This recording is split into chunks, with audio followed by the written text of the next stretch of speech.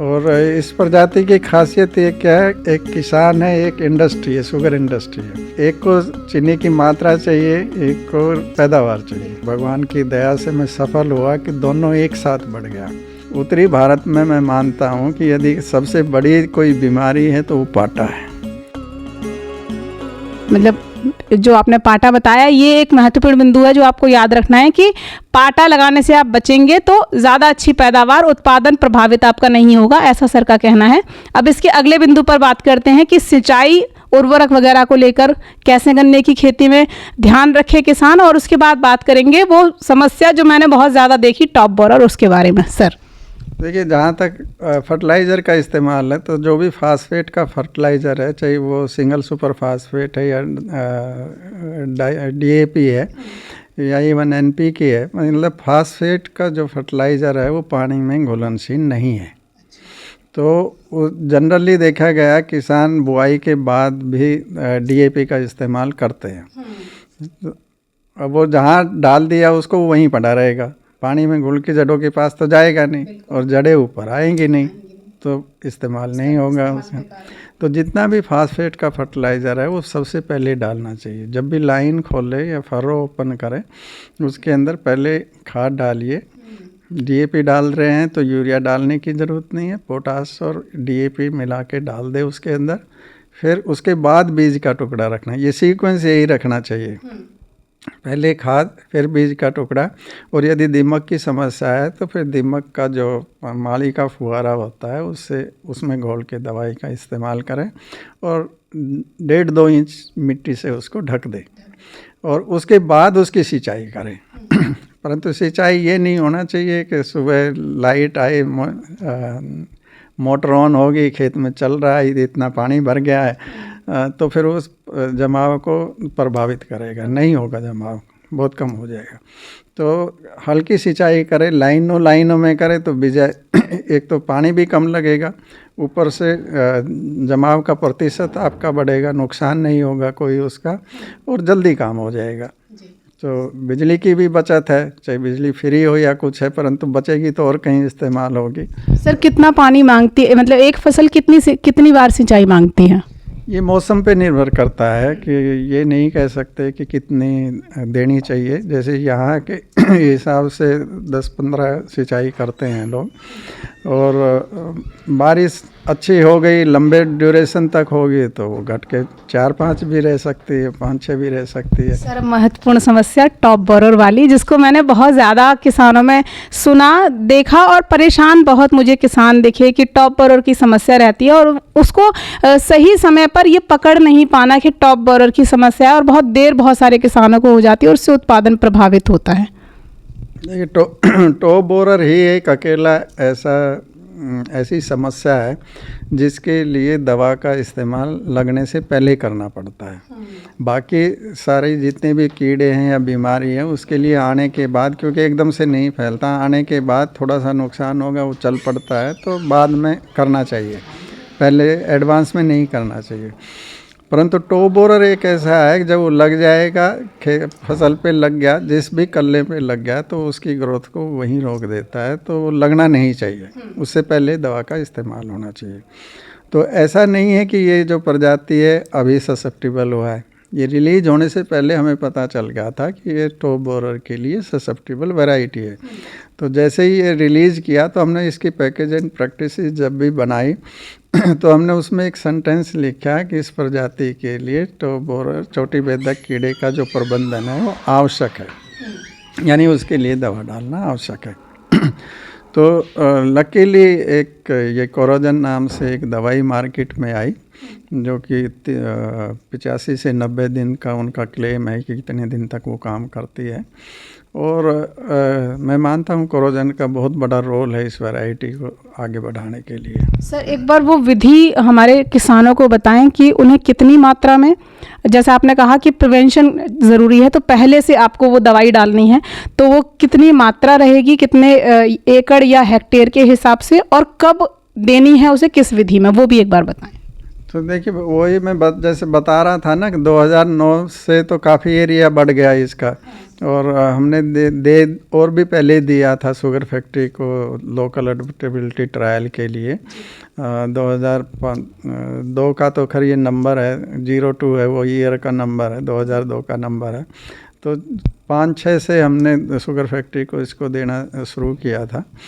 तो परंतु 2009 का यदि बेस मान ले तो और पिछले 3 साल में ये समस्या ज़्यादा बढ़ी है। ये सीज़न है और पिछले 2 सीज़न में पिछले जो 2 सीज़न गए हैं पूरे हो गए हैं, उनके अंदर बहुत नुकसान हुआ, किसान का नुकसान हुआ।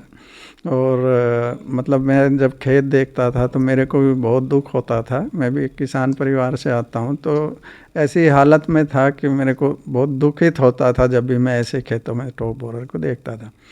परंतु जैसे अभी 23-24 का सीज़न है, तो 21-22, 22-23 ये 2 सीज़न नुकसान के।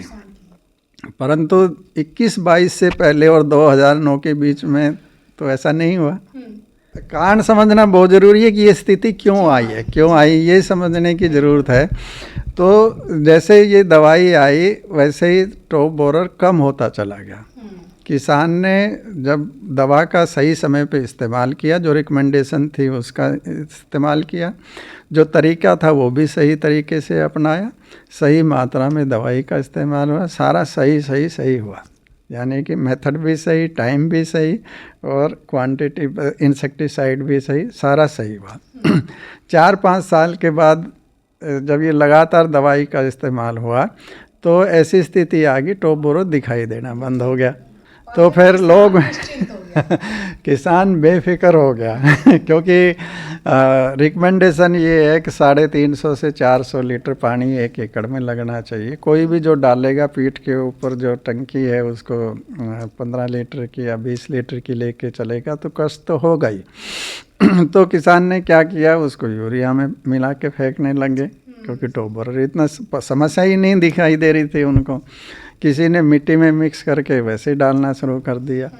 तो यानी कि जो मेथड है वो बदल गया, लापरवाह हो गया किसान तरीकों के प्रति। तरीका क्या है कि उसको नोजल लूज करके लाइनों में जड़ों के पास वो डलना चाहिए। कुछ लोगों ने स्प्रे शुरू कर दिया, बहुत से किसानों ने जो है ट्रैक्टर माउंटेड जो स्प्रेयर होते हैं वो ख़रीद लिए, तो उससे स्प्रे शुरू कर दिया। यानी कि मेथड बदल गया, मेथड में गड़बड़ हुआ। दूसरा क्या है कि समय भी बदल दिया।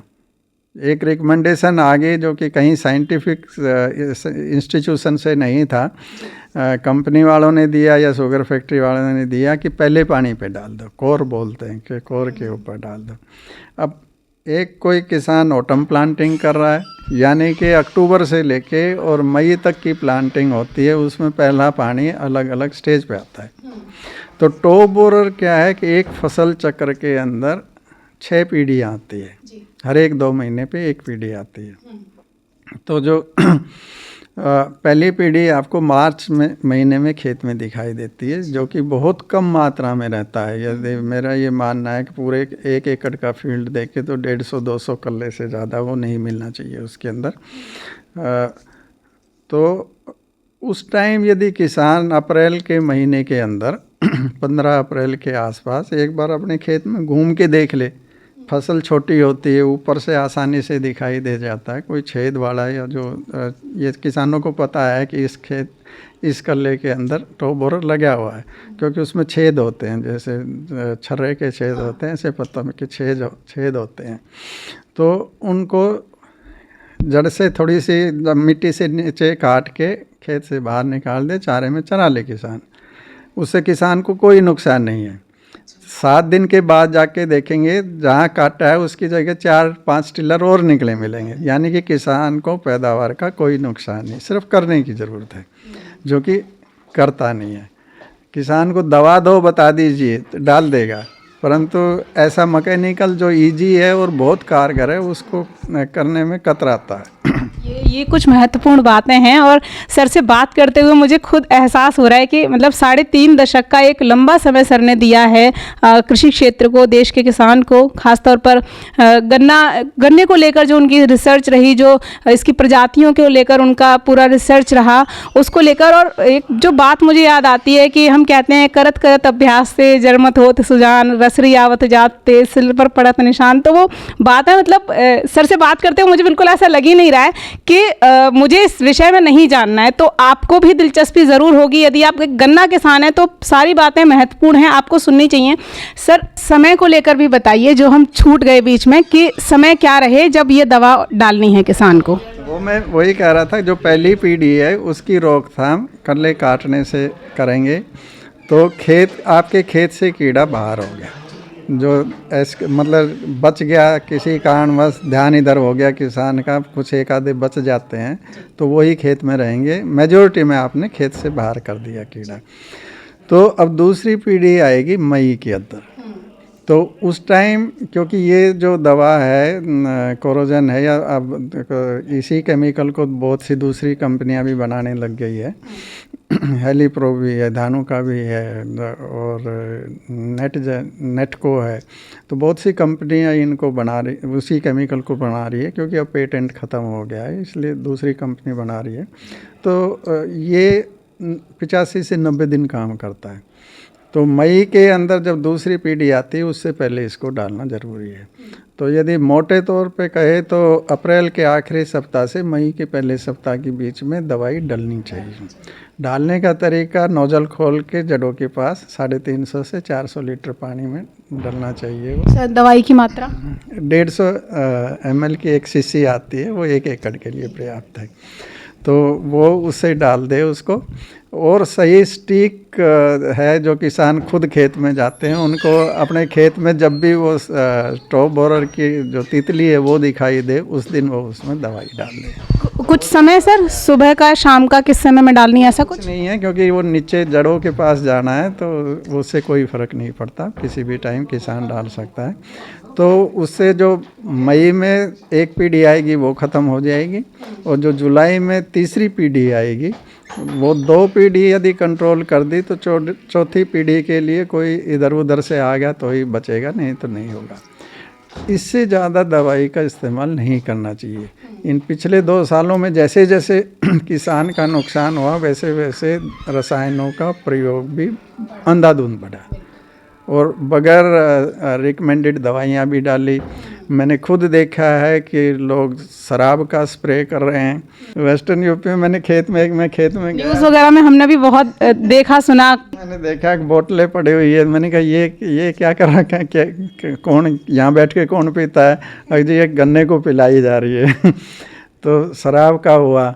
इवन ये सोच के, जैसे किसी ने बहका दिया कि करेले में वैसे ही कम कीड़ा लगता है, यदि उसकी दवाई डाल दे तो गन्ने की तो हैसियत ही क्या है, ख़त्म हो जाए। तो मैंने पाया करेले की दवाई भी डाल रखी, कपास की दवाई भी डाल रखी। तो जो अनरिकमेंडेड है, जो फसल के लिए रिकमेंडेड नहीं है, उनका भी प्रयोग हुआ, और अंधाधुंध प्रयोग हुआ। इससे किसान की लागत बढ़ी, और ज़्यादा रसायन प्रयोग करने से, जैसे हमें समस्या नहीं है, हम रोज़ाना दवाई खा ले अननेसेसरी, तो हमारी बॉडी पे क्या असर होगा। पौधा भी एक जीवित चीज़ है, उसको अननेसेसरी आप कुछ भी डालते रहोगे तो उसका सिस्टम तो गड़बड़ाएगा ना। तो उतना ही दवाई डालनी चाहिए। ये एक बार की दवाई मेरे हिसाब से सही तरीके से, सही टाइम से सही डल जाएगा। तो टॉप बोरर जैसे पिछले 10 साल से ज़्यादा में कंट्रोल किया था, वैसे ही अब भी कंट्रोल हो सकता है। बहुत अच्छी बात, जो मुझे खुद को उत्सुकता थी कि टॉप बोरर की समस्या का सही समाधान मिले। तो कारण भी बताए सर ने, और निदान भी बताए, और समाधान ये कि बेवजह अंधाधुंध जब रिकमेंड नहीं हुई ऐसी दवाइयाँ ना डालें, और जो सही सुझाई गई दवाई है उसे जो निश्चित मात्रा है उसी में डालें, और जो उस फसल के लिए बताई गई है, समय बताया गया है, उसी अनुरूप डालें, तो आपको अच्छा रिजल्ट मिलेगा। सबसे अच्छी चीज़ कि आपकी लागत नहीं बढ़ेगी, उत्पादन भी अच्छा मिलेगा। देखिए ग्रीन टीवी यूट्यूब पर भी, बस सब्सक्राइब करें और बेल आइकन दबाएं।